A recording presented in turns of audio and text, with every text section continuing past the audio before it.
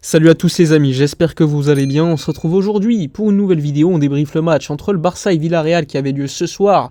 Match qui pouvait donc permettre à Barcelone de prendre 11 points d'avance sur le Real Madrid de manière virtuelle en attendant le prochain match du Real Madrid en retard qui sera mercredi contre Elche.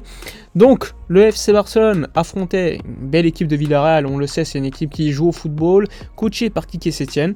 Je vous mets les 11 côté Barça. Ter Stegen au but, défense centrale maintenant classique, Baldé à gauche, Christensen, Araujo et à droite Koundé. Milieu de terrain, Kessié, Frenkie de Jong, Pedri, Gavi et devant Lewandowski, Rafinha. Côté Villarreal, très belle équipe comme d'habitude.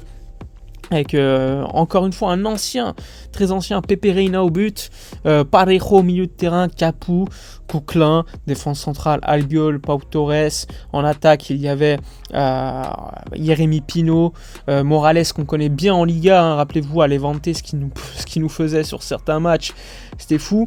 Donc une belle équipe de Villarreal comme d'hab. Il y avait également Foyt qu'on suit particulièrement lors des prochains mercatos. Donc on débrief la première mi-temps tout d'abord. Donc de toute façon, quand tu sais que tu joues à l'extérieur à Villarreal, tu sais que ça va être une équipe en face qui va jouer au football, donc qui va laisser beaucoup d'espace, qui va essayer d'avoir le ballon. Et c'est ce qui s'est passé. Au bout de 3 minutes, Pedri trouve quand même l'espace pour trouver une belle passe pour Lewandowski qui va devant Pepe Reina et qui se loupe. Malheureusement, il frappe sur Reina, alors que je pense que la meilleure solution, ça aurait été de faire le piqué, mais il est en bout de course. Il y a Albiol qui revient. Donc au bout de 3 minutes, on a déjà une grosse occasion.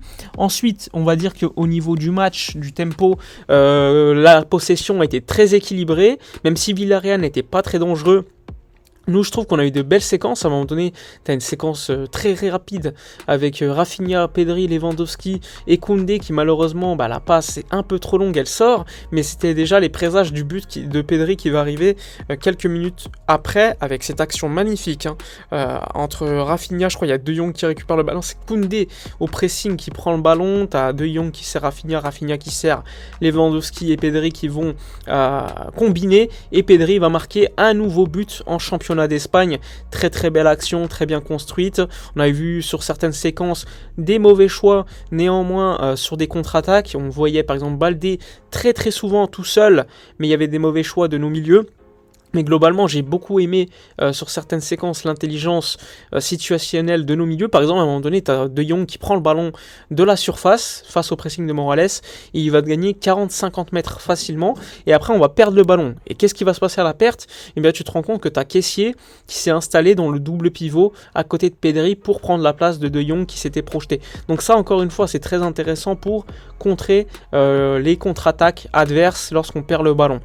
J'ai beaucoup aimé certaines actions et à un moment donné, encore une fois, Lewandowski, suite à une balle piquée de Jong, il va frapper, il y aura un bel arrêt de Pepe Reina, donc le 1-0 est plutôt mérité, même si en fin de première mi-temps, on voyait que Villarreal sur certaines séquences était capable de nous faire beaucoup de mal dans le dos de nos centraux. Après on voit que Araujo est quelqu'un de très rapide, très intelligent, Christensen aussi, Koundé aussi, donc globalement on a réussi quand même à contrôler le match. Après tu as une action où Pedri fait une passe de la tête en retrait vers Koundé qui se manque, un peu trop court, et là ça part en 1 contre 1 de Morales face à Ter Stegen, c'est la seule grosse occasion qu'ils ont du match, et donc ça passe pas très loin.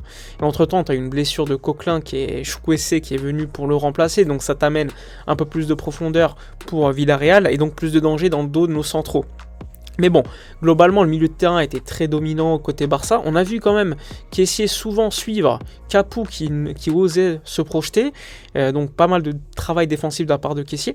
Et on voyait donc Baldé très libre sur le côté gauche qui a été trop peu servi à mon goût. À un moment donné, il fait une très longue passe sur la tête de Lewandowski qui ne trouve pas la bonne ligne de passe de la tête pour Pedri qui s'était projeté, mais encore une fois sur contre-attaque on est très dangereux, et sur attaque positionnelle aussi, la passe de Jong pour Lewandowski est très intéressante. Mais bon, en face on sait, l'équipe de Villarreal qui met beaucoup d'intensité aussi, qui veut le ballon, mais qui a été incapable globalement en première mi-temps de dominer le Barça dans le jeu.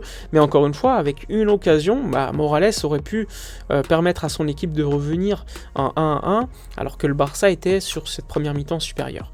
Globalement, on va dire que Rafinha était très intéressant, beaucoup d'intensité, beaucoup de combinaisons très intéressantes, même Lewandowski, mais le dernier geste n'est pas assez bon, encore une fois, pour ces deux joueurs. Un Pedri supérieur, De Jong aussi supérieur, donc ça c'est plaisant. Et globalement, une belle équipe du FC Barcelone en première mi-temps. Alors la seconde mi-temps, une seconde mi-temps on va dire un peu plus contrastée, avec beaucoup plus de temps faible de la part du FC Barcelone. On a vu une équipe de Villarreal mener 1-0, prendre le jeu à son compte, décider d'attaquer de manière un peu plus intéressante.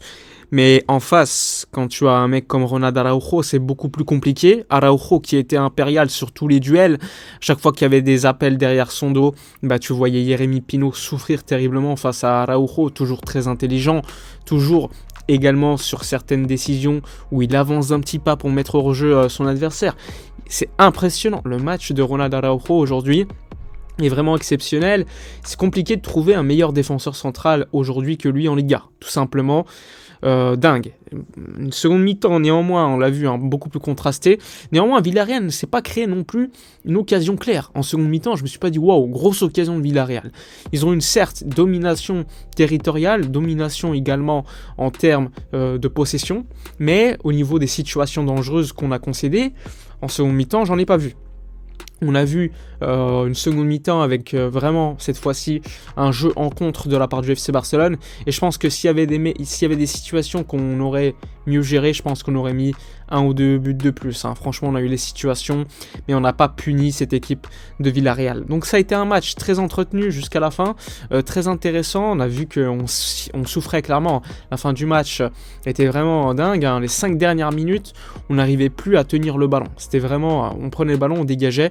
On a vu Jordi Alba, premier ballon qu'il prend lorsqu'il rentre pour remplacer Kessié. Il prend le ballon, il dégage. Il n'essaie pas de gagner du temps ou gagner des mètres avec le ballon. Et ça, franchement, c'est assez, à mon avis, c'est critiquable. C'est quelque chose qu'on doit beaucoup mieux gérer. On a vu un Pedri exceptionnel, globalement, sur le match. Un Gavi un peu moins en vue sur ce match, même s'il s'est battu. C'est toujours quelqu'un qui apporte dans le fait qu'il se batte sur le terrain. Donc ça, c'est toujours bien. Mais globalement, on va dire que une seconde mi-temps où Villarreal, logiquement, sur son terrain, mené 1-0, était supérieur globalement.